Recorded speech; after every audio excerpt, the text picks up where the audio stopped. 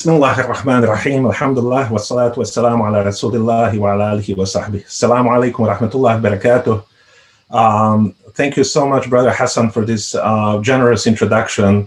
And I'm really honored and humbled to be with you this evening and also with your esteemed guests. And I hope that this talk, this lecture, will generate some useful discussion, inshallah. It is always a risk to schedule anything on Friday evening. End of the week, especially during this COVID, I think we all suffer from Zoom fatigue and are spending probably too much time on the screen. And so it really is a challenge to remain, energetic on a Friday evening, but hopefully, inshallah, with the help of Allah subhanahu wa ta'ala, I think we can all do that. And I hope that what I will say here is going to make sense. It is a big topic, so it's going to include and involve a lot of abstraction, and I'm going to sort of miss certain things that may be connecting dots, which I hope that the audience that I'm addressing tonight is able of filling. And then if there is anything that you felt at the end of the talk that needed explanation or needed connecting, please, hopefully, I hope that we'll have some time at the end to have a discussion about that. So let me tell you a little bit about this topic. This topic really emerged out of my dissertation research when I was doing my Ph.D. at Syracuse University a while ago. I wrote my dissertation on contemporary Islamic revival in Malaysia, but in order to do that, I needed really to dig deeper into Islamic revival in general, and it really is a topic that had been with me since my undergraduate days. I was an undergraduate student in Malaysia in the 90s, and Malaysia was at that time experiencing a tremendous wave of Islamic revival, but at the same time, it was also experiencing tremendous economic development. And this was something that was really interesting to observe, because for much of the 20th century, we've been told and we've been taught that religion and development do not go hand in hand, that you have to choose one or the other, but you can't have both at the same time. This goes all the way back to the main social theories that had been developed by social scientists from the late 19th century all the way into the 20th century, starting with Durkheim and Weber and all the social thinkers that I think most of us study in social sciences. And then in the development modernization theory, the same approach was taken.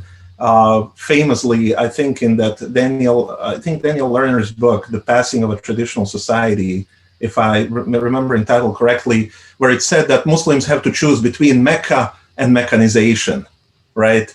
A nice play on words.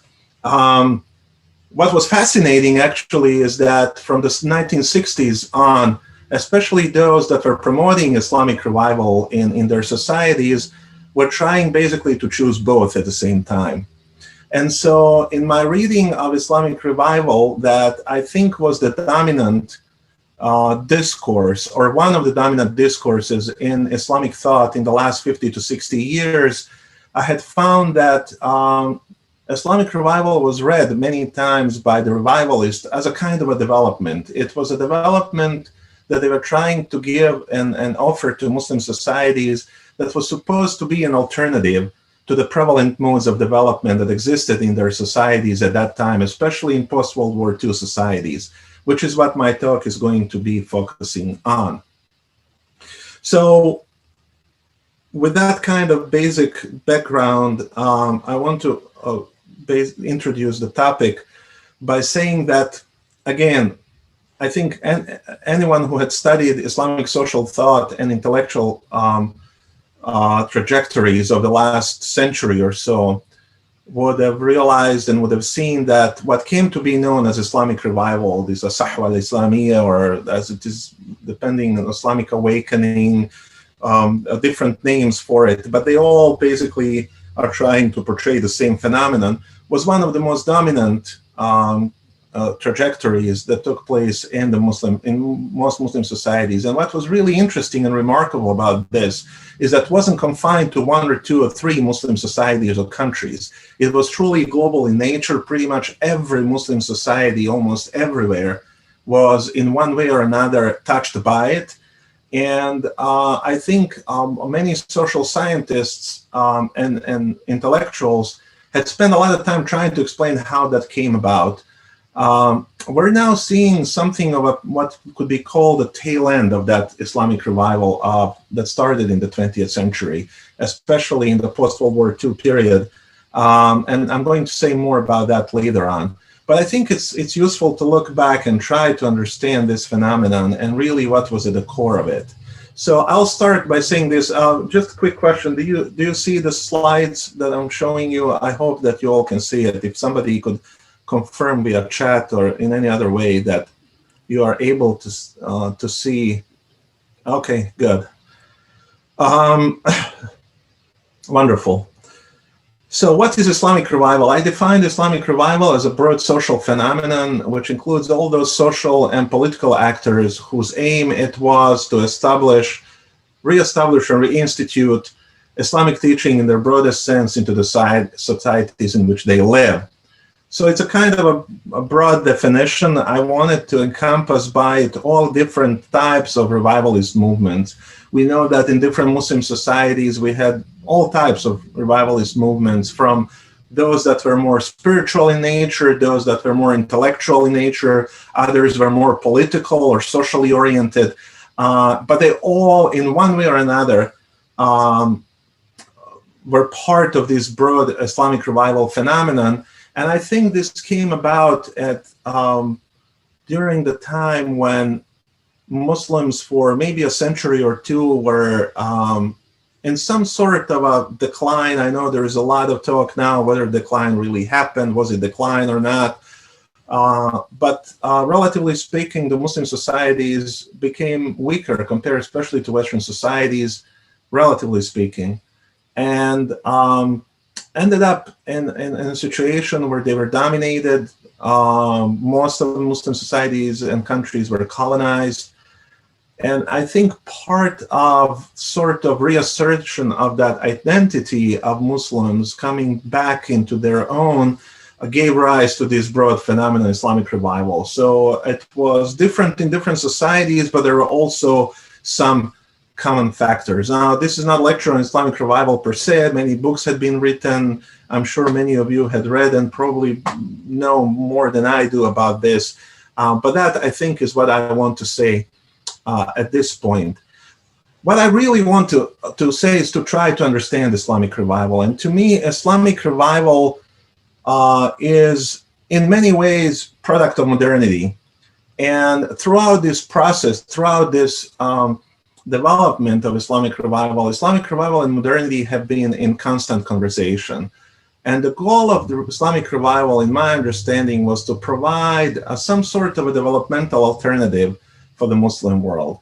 Basically saying, look, we're now being told, here is how you do politics, here is how you do economics, here is how you organize society, here is how you study, here is how education should look like. Islamic revival said, we're going to accept this general condition of modernity because there is really no way of escaping it, but we're going to try to define it on our own terms.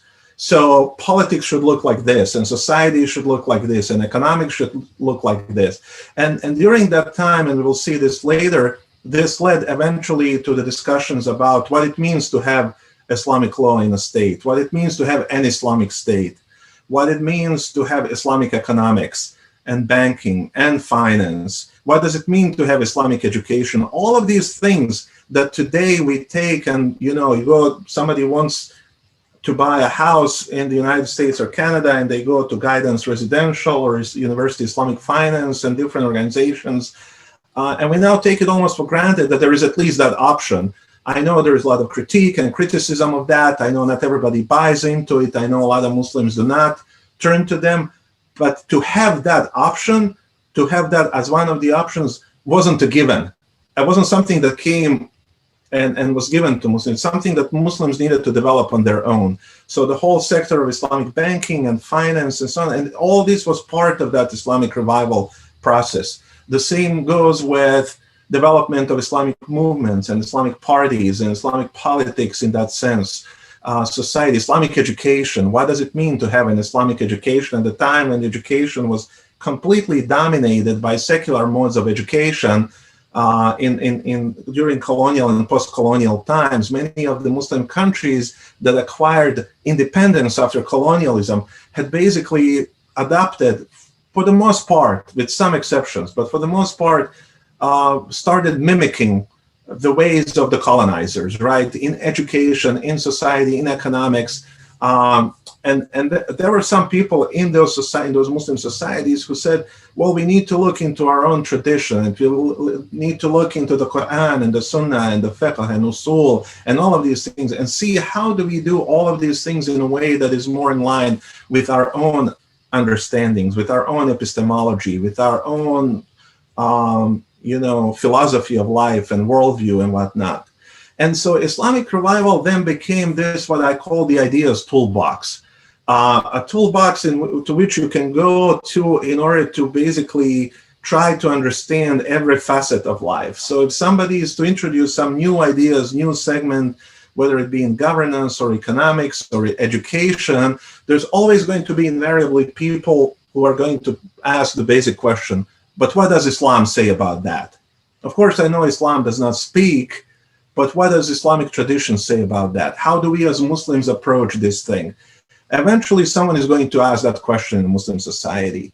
And when people start mobilizing around that idea, those ideas, and they start creating organizations and societies and movements and professional associations and so on, that's when you start seeing organized social work, which leads to the emergence of what we came to know as Islamic revival. But I want to stop here and just ask this basic question. When we talk about modernity, and modernity is that all-encompassing term that describes the huge shift that has happened, especially as led by the West in the last 300 to 400 years. The emergence of secular political order, the emergence of secular education, mass education, all of the things that modernity brought with the Industrial Revolution, scientific revolution. In some ways, this Western modernity was presented to Muslim societies as take it or leave it type of thing, be all, end all, and as one kind of particular way of looking at things. But many people have asked this question, is there a single modernity or are there multiple modernities? And I think what we had seen through the late 19th into the 20th century is that there isn't one single modernity. There are multiple modernity that we have witnessed. This is also the whole concept of modernity, and even the use of the word modern is used in such a way to convey some sort of desirability. So something that is modern is at the same time good and desirable and new, and something that is traditional is considered backward, negative, and undesirable. To use anecdotally, oftentimes, I know I've heard this a lot in many Muslim societies, that, for instance, if you take into consideration even the dress, so if somebody sees a woman that wears a kind of a dress that is a more kind of Western style, would say, oh, that's a modern looking woman, right? And by modern, it's not just modern as opposed to traditional, it's good as opposed to bad. For instance, in Turkey, this had been for, ever since the establishment of the Turkish Republic under the Ataturk, this had been one of the basic discourses in the society. Modern is good and desirable, traditional is backward, negative, undesirable. And that exists and continues still today, even though the situation even there had changed a little bit. So the question of modernity, is there a single modernity? At some point we were told that there is one way of thinking about modernity, and that is modernity is Western-based, it's democratic, it's liberal, and everybody who wants to be modern has to basically adopt this and abide by it. But we had seen that there have been many challenges to this, whether it be Marxism, communism. In Japan, we had Japan becoming a modern society in many ways without losing many of its traditions. In Latin America, there's been quite a bit of thought and social organizations that had resisted the Western liberal modernity. And then, of course, in Muslim societies, we have something what you would call Muslim modernity. And I think Islamic revival, in many ways, speaks to that. It is, in many ways, trying to address this issue by saying that we do not necessarily reject everything that modernity brings, but we want to do it on our own terms. And one of the scholars that had written quite a bit on this idea of multiple modernities is Shmuel Eisenstadt. He has several books on it, and I found this particular quote really remarkable because it is, in many ways, it describes what had happened in Muslim societies and why had Islamic revival appear in the first place. So here's what he says: the idea of multiple modernities presumes that the best way to understand the contemporary world, indeed to explain the history of modernity, is to see it as a story of continual constitution and reconstitution of a multiplicity of cultural programs. These ongoing reconstructions of multiple institutional and ideological patterns are carried forward by specific social actors in close connection with social, political, and intellectual activists, and also by social movements pursuing different programs of modernity, holding very different views on what makes societies modern.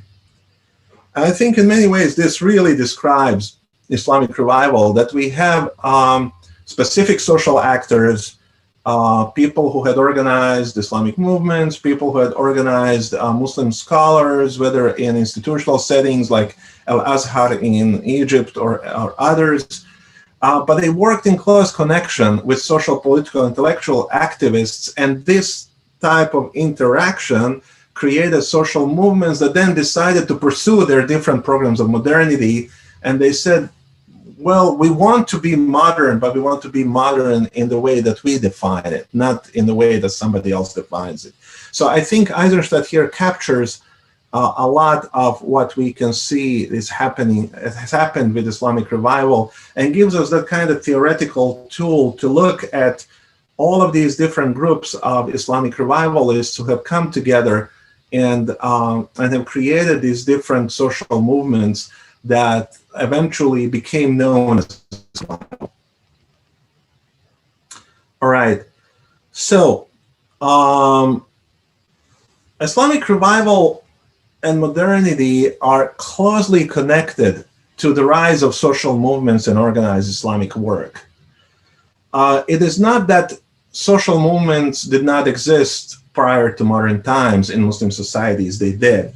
But there was something different to the logic of organizing a social movement in modernity. And I think some of the Muslim scholars and activists had captured that. Of course, everybody knows about, for instance, the Muslim Brothers of Egypt. And I do use the word the Muslim Brothers consciously and intentionally because even though the word the Muslim Brotherhood is much widespread, it really is, to my understanding, I'm sure there are people in the audience who know Arabic much better than I do, but if you're talking about Ikhwan al-Muslimin, then you're talking about Muslim Brothers. The Muslim Brotherhood would be al-Ukhuwa al-Islamiyya, to my understanding of Arabic language. So it's a mistranslation in many ways, but the one that had found its own currency and is being repeated. So what we have in modern times is the rise of social movements or organized Islamic work. And some of the earliest Islamic movements, to my knowledge, were organized not in the Arab world or the Middle East, but in Indonesia, for instance. You have Syriac Islam, and then you have Muhammadiyah in 1912. This is 16 years before the Muslim Brothers were formed by Hassan al-Banna in Egypt. And fully almost 30 years before Maududi formed Jamaat Islami, for instance, in the subcontinent. So, and you have Nahdlatul Ulama, the second large Islamic movement in Indonesia that was formed in 1926. So even prior to the establishment of the Muslim Brothers in Egypt, which officially is 1928, of course, it came out of other organizations that existed in Egypt and that are prior to the Muslim Brothers. You had these mass movements in, for instance, Indonesia, that today claim more than 100 million followers in that country. Another important, I think, element is that there was this understanding that there was something wrong going on in Muslim societies at the time and that Muslims needed to do something about it. And of course, oftentimes this verse is invoked, Inna Allah la yughayyiru ma biqawmin hatta yughayyiru ma bi anfusihim, that Allah will not change the conditions of a people until they change what is in themselves. But what is interesting to me about this verse is that in modern times we have people understanding this verse to mean that Allah will not change the bad condition we are in to good condition that we desire until we change ourselves. And in a way, saying we're not as good as we could be, and once we improve, then Allah will intervene and make our situation even better. But this is not how, to my knowledge, this verse was traditionally understood. The traditional understanding of this verse was in light of another verse and in Surah Al-Anfal, I believe.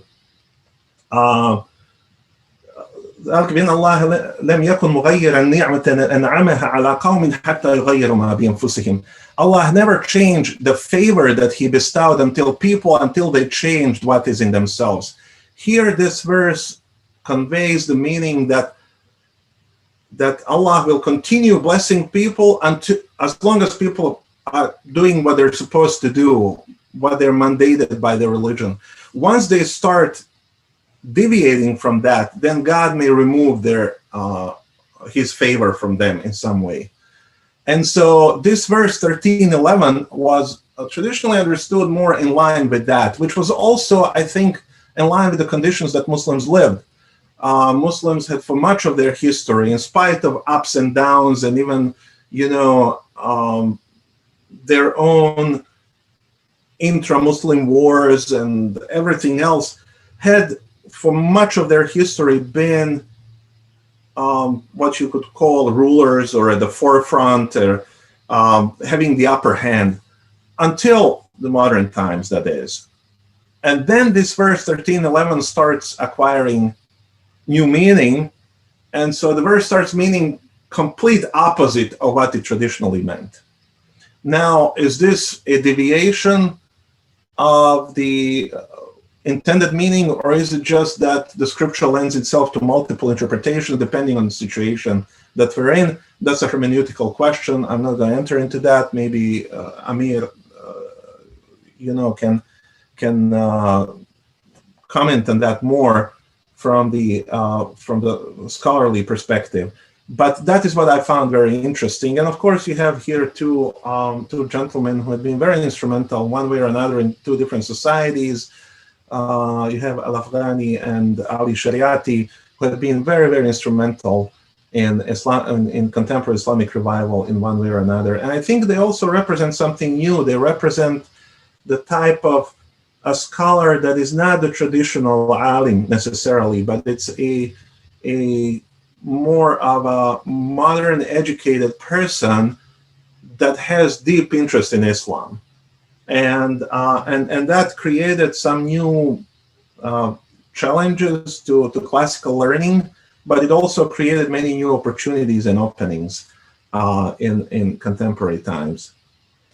So What I'm going to do, and this is really now the core of what I'm going to talk about, and I'm going to go over this overview relatively quickly, is I'm going to look at the last, at what I would call the joint evolution between Islamic revival and modernity, and especially looking at the period of post-World War II period, and dividing it into 3 phases.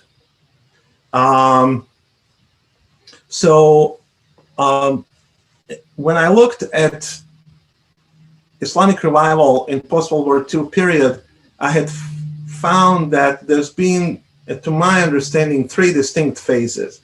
The first phase is what I call the modernization development phase. It started from, you could roughly say, after the World War II, from the late 1940s, 1950s, I say here, up to about 1980s, early 80s.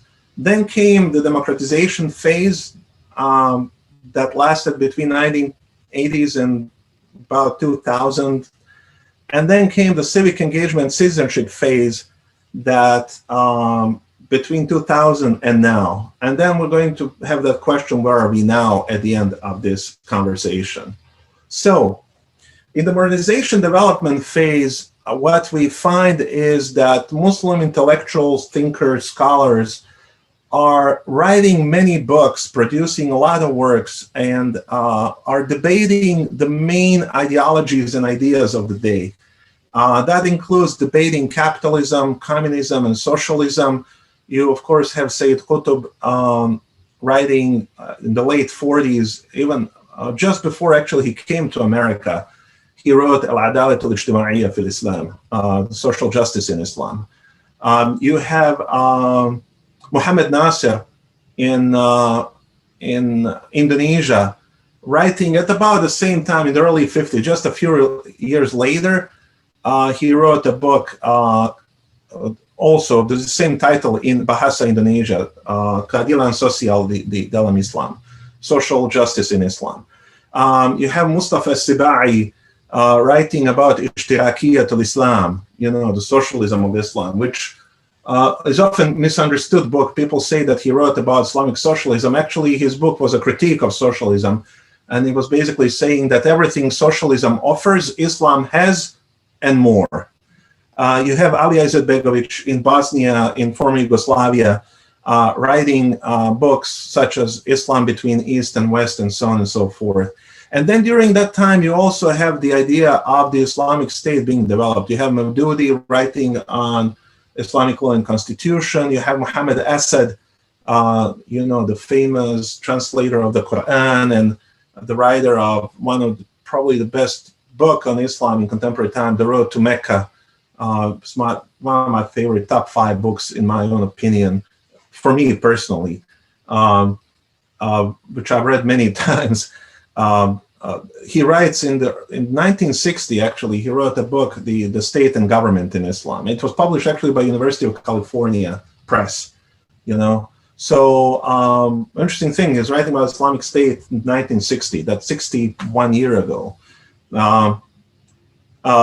And I think what they were all doing, then of course you have Khomeini, who writes about Islamic government. He eventually comes to institute one.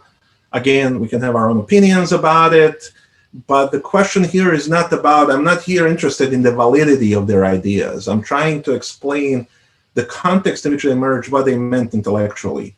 And to me, these ideas and these writers were all in one way or another proposing alternative models of development for the Muslim world. Remember, this was the time, I think Muhammad Nasir in Indonesia, he's very, very clear on that. He's very critical, for instance, of Sukarno, who comes after Indonesia gains independence from the Dutch and wants to establish a kind of more secular country. And Muhammad Nasir said, no, we don't want secular country. We don't want Indonesia to become another Turkey like what Turkey is under Ataturk. We want Indonesia is a majority Muslim country. It should be based in Islamic laws and ideas and values and whatnot. And he engages very directly, Sukarno. He engages ideas from different parts of the world and publishes many essays that are compiled into these books. For instance, Capita Selecta, I think, is a 3-volume compilation of his essays in Indonesia. Unfortunately, many of us do not read Indonesian and do not know, but what was happening there at that time was very similar to what was happening in other parts of the Muslim world, in Arabic-speaking world. It's very, very similar. You have later on Anwar Ibrahim in Malaysia in the 1970s. He's also critiquing the Malaysian state for being too secular, for being not Islamic enough, and he created this big Islamic movement, ABIM, in the 70s. So this was all during the time when the Muslim societies had been presented in the post-World War II period with this understanding that the only way to develop is to modernize, and the only way to modernize is to basically secularize and to leave religion completely aside, right? And these revivalists were trying to say, no, religion has to be part of that story. We have to make religion not just part of the story, it has to be the central part of the story. So whether we're talking about economics, whether we're talking about education, whether we're talking about politics, Islam has to play a central role in all of that. So that was that phase, and that phase culminated in the Muslim world, I think, with the Iranian Revolution of 1979, where you had Khomeini leading the Islamic Revolution. And I think Iranian Islamic Revolution was not only the culmination of this period, but it was also one event that provided a falsification of the modernization development theory.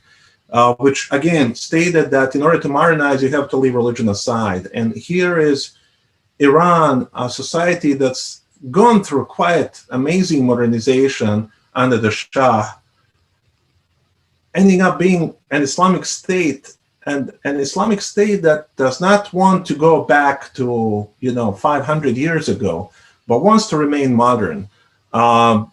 We can have our disagreements with any aspect of the Iranian politics or constitution, the theory of Wilayat al-Faqih, the guardianship of the jurists, and so on and so forth.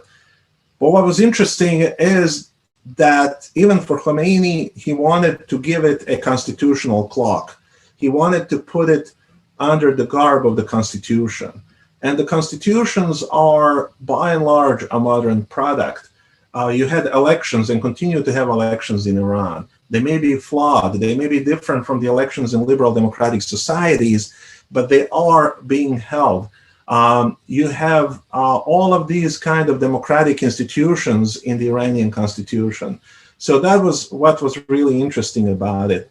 And I think for that reason, the Iranian Revolution and the Iranian government is such a thorn in the eye of the secularists, especially in the West, because in many ways this is one example which proves that the Western model of development does not have to be universal.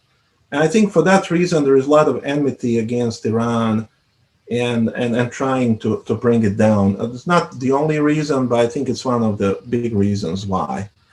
But here it is.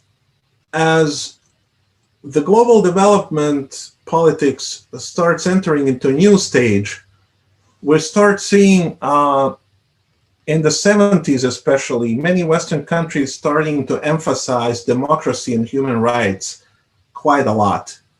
By the 1980s, it becomes the main kind of discourse in the West. And I think one of the reasons for that is because of the Cold War and the contestation by the superpowers between the United States and the Soviet Union, and the West wanted to basically delegitimize Soviet Union by using democracy and human rights. So you have the Helsinki Watch being formed in the 1970s, that became Human Rights Watch, many of these organizations. As this becomes the dominant discourse in global development, you start seeing that entering into an Islamic revivalist discourse. So from the late 70s into the 80s, you start having more and more writings about Islam and democracy. حقوق الإسلام حقوق الإنسان في الإسلام human rights in Islam حقوق المرأة في الإسلام rights of women in Islam حقوق غير المسلمين في الإسلام وفي المجتمعات المسلمة rights of non-Muslims. And what you also are seeing during this time, so a lot of these works are being written, the intellectuals are producing, you also start seeing institutionalization of the Islamic revival. So by the 1980s, you start seeing Islamic banking and finance emerging. Of course, it started a little earlier, but in the 80s, it becomes really visible in many Muslim majority societies. Islamic education, you have the establishment of Islamic universities all over the place, and so on and so forth. And this is that new phase in Islamic revival that combines this institutionalization with the greater talk on democracy and human rights, rights of women, rights of minorities, and all of these things, and all of those works that I think many of us are familiar with, written during this period. And this lasts roughly until 9/11, which really poses a challenge both from the security perspective, but also from the kind of intellectual perspective. And from then you have a shift from the generic or general talk about democracy and human rights to a more specific talk about human rights, which we find, for instance, turning theory into practice.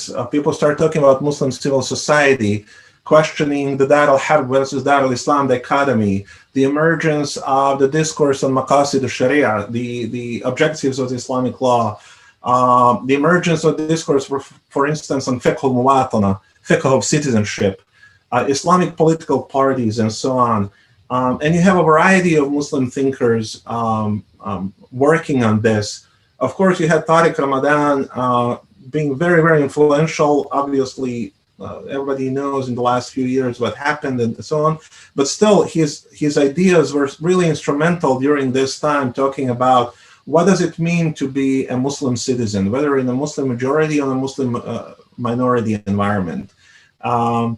You have other people. You had Abdullahi Naim writing about Islam in the secular state. You had Rashid al-Ghanouchi triumphantly returning to Tunisia after they brought down Ben Ali after the Arab Spring, and leading Nahda into a new era in which Nahda becomes, in the eyes of the many, more kind of secular, if you will.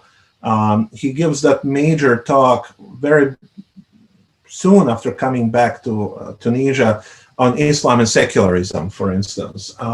And so he talks about citizenship. And then during the Arab Spring, we have in Egypt, during that 1 year or so in which the Muslim Brothers were in the power in the government, you have a talk about the Dawla al-Madaniyya bil-Marji'iyya al-Islamiyya. People talk about the civil state with Islamic references. What does that really mean?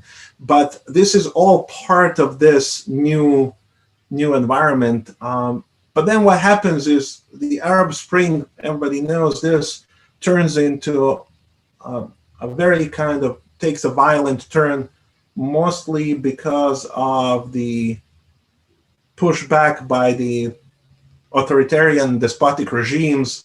In Syria is the most egregious example, obviously, but you have others too.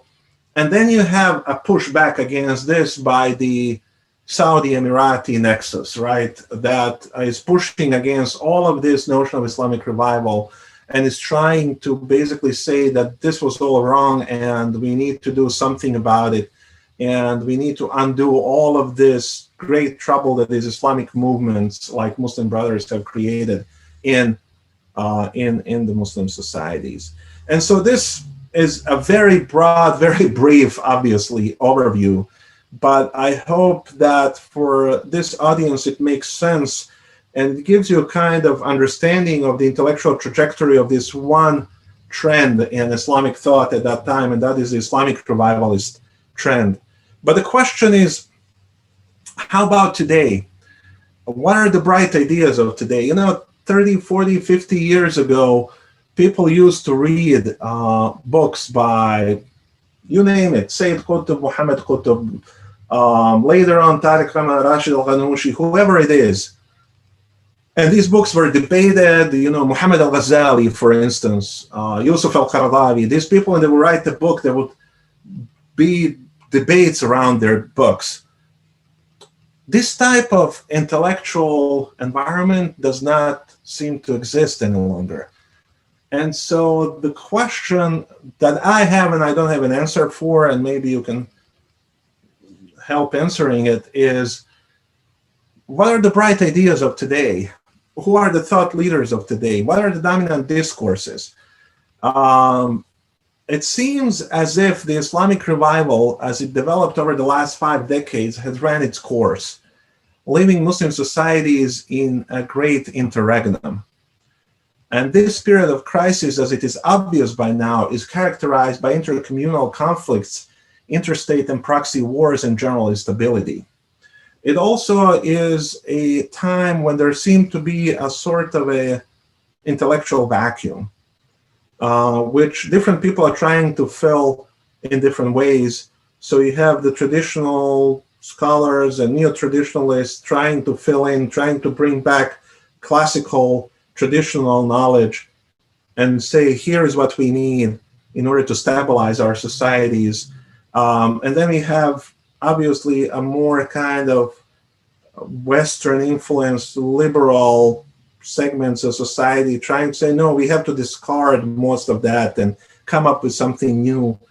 And then this type of thinking that was exemplified in Islamic revival, these kind of, that was based in the notion of social reform, seem to have been, seem to have in some ways disappeared. Maybe it was discredited in many ways through politics and other means. And so we're left in this kind of period of crisis. And where do I get this notion of interregnum that I call a great interregnum? Is of course this famous quote from Gramsci. This is being quoted left and right, that I almost felt like not including this quote at all, but it's such a good quote that I have to. And he writes that the crisis consists precisely in the fact that the old is dying and the new cannot be born. In this interregnum, a great variety of morbid symptoms appear. And if we look in Muslim societies today, we find there are these morbid symptoms everywhere. Here are Sheikh Qaradawi and Sheikh bin Bayya in happier times sitting together next to each other. And now they are exemplifying two bitterly opposed ends of the Muslim spectrum. One that is based on traditionally Sufi approaches, which interestingly enough is supported by the Saudis, who know about traditionalism and Sufism as much as, I don't know who, the UAE and Egypt. And then on the other hand, you have modernist, reformist, revivalist approaches to Islam that seem to be exemplified by Qatar and Turkey. And a lot of Muslims caught in between trying to figure out what really is happening. Of course, we have other morbid symptoms like ISIS that is not so much in the news now because of COVID and everything, but I don't think it is going away, that this militant type of Muslim groups are still very influential and in many ways are in some areas waiting to come back or are coming back really. And this is another morbid symptom. And then we have tensions within morbid symptoms, and these tensions go all the way back to our classical texts. This is from Al-Aqidah Tahawiyya, one of the most famous Sunni, Aqaidi texts in Creed. And you have statements like this on the right hand of your screen, and I apologize for not providing English translation here, but I will provide it here as I go. Basically, it says, وَلَا نَرَى الْخُرُوجَ عَلَى أَئِمَّتِنَا وَوُلَاةِ أُمُورِنَا وَإِنْ جَارُوا وَلَا نَدْعُ عَلَيْهِمْ وَلَا نَنْزِعُ يَدًا مِنْ طَاعَتِهِمْ وَنَرَى طَاعَتَهُمْ مِنْ طَاعَةِ اللَّهِ عَزَّ وَجَلَّ فَرِيضَةً مَا لَمْ يَأْمُرُوا بِمَعْصِيَةٍ وَنَدْعُ لَهُمْ بِالصَّلَاحِ وَالْمُعَافَاةِ. Basically saying we do not support rebellion against our leaders, even if they commit injustice. And we do not make prayer against them, and do not remove our obedience from them. And we see obedience to them as obedience to God, equal to obedience to God, as a religious duty, faridah. As long as they do not command us to do ma'asiyah, to do a sin, something sinful, and we do pray for their righteousness and goodness and forgiveness and what have you. So this is that classical Sunni position, obedience to the government, even if they basically whip your back, as it says in one of the narrations, right? But then later on you find in this exact same text in the Aqidah Tahawiyya, you find this, وَنُحِبُّ أَهْلَ الْعَدْلِ وَالْأَمَانَةِ وَالْأَمَانَةِ حُبُّ أَهْلِ الْعَدْلِ مِنْ كَمَالِ الْإِيمَانِ وَنُبْغِضُ أَهْلَ الْجَوْرِ وَالْخِيَانَةِ. We said we love people of justice and trustworthiness. The love of people of justice is a sign of completeness of one's faith.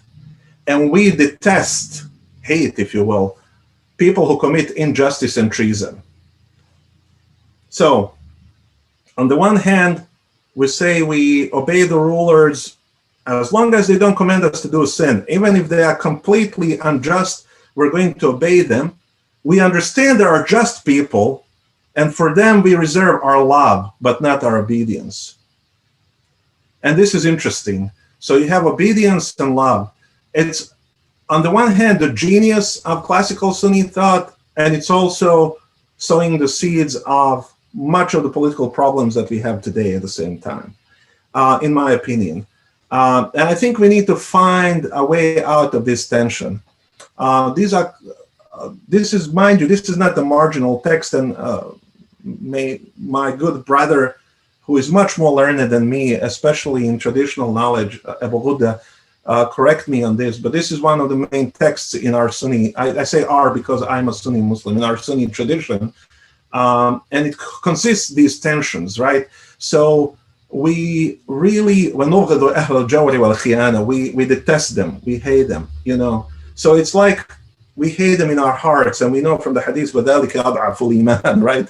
This is the weakest of faith, when you hate something in your heart. And that seems to be, you know, keep it to yourself, this whole justice thing, and do the obedience. And I think that tension is played out today in the open, in the politics of Muslim societies, and it is played out exactly in the way in which it was written in our classical texts. And I think we need to stop and think a little bit about this and try to figure out what's going on and how do we find a way to at least ease, if not resolve, this tension. So this is what Ziauddin Sardar, who I know is not stranger to many of you, you know, Pakistani, British intellectual. He has this wonderful text called Welcome to Postnormal Times. You can Google it and you'll find it online and you can read it. And he's basically saying the same thing that Gramsci said before, which is that all that was normal has now evaporated. We have entered post-normal times. Actually, that first sentence is a kind of almost a different way of saying of another really great book by Marshall Berman called All That Is Solid Melts into Air. It's a great book about really what modernity has done to the world. So all that was normal has now evaporated. We have entered post-normal times, the in-between period where old orthodoxies are dying, new ones have not yet emerged, and